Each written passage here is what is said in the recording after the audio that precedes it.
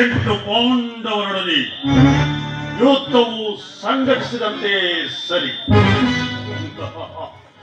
ಈ ದುರ್ಯೋಧನನ ಛಲ ಮತ್ತು ಬಲವನ್ನ ಈ ಜಗತ್ತಿಗೆ ತೋರ್ಪಡಿಸಲು ಸಾಕ್ಷಿಯಾಗಿರುವುದು ಮುಂದಿನ ಮಹಾಯುದ್ಧ. ಓ ಪಾಂಡವರಾದರೂ ಈ ಪೃಥ್ವಿಯನ್ನಾಳಲು ಅಸಮರ್ಥರು. ಅವರಿಗರ್ಥ ರಾಜ್ಯವನ್ನು ಕೊಡುವುದೆಂದು ಅವರು ನನ್ನಂಥ ಗಂಡುಗಳಿಗಳೇ ಹೋಗಿದ್ದಲ್ಲಿ ಅವಳೋಂಗರದಲ್ಲಿ ಹೋರಾಡಿ ರಾಜ್ಯವನ್ನು ಪಡೆಯಿರಿ. ಇಲ್ಲವೇ ಪುನಃ ಕಾಡಿಗೆ ಹೋಗಲಿ. ಅದಾಗಲೇ ಈ ಜಲರಂಗಮನ ಚಕ್ರೇಶ್ವರನು ನೆಲವನ್ನು ಕೊಡುವುದಿಲ್ಲ, ಛಲವನ್ನು ಬಿಡುವುದಿಲ್ಲ. ಇನ್ನು ನನ್ನ ಪಯಣ ಕೋರಿಕೆಯಲ್ಲ.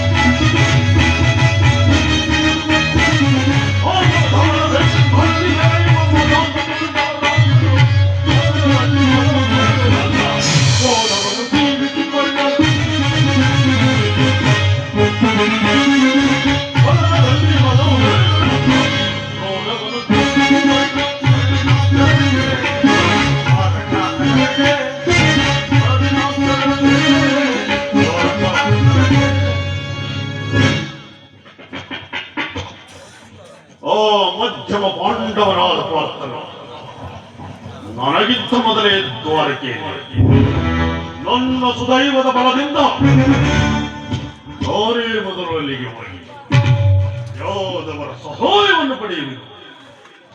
ಯೋಧವರ ಘನ ಸೈನ್ಯವಾದ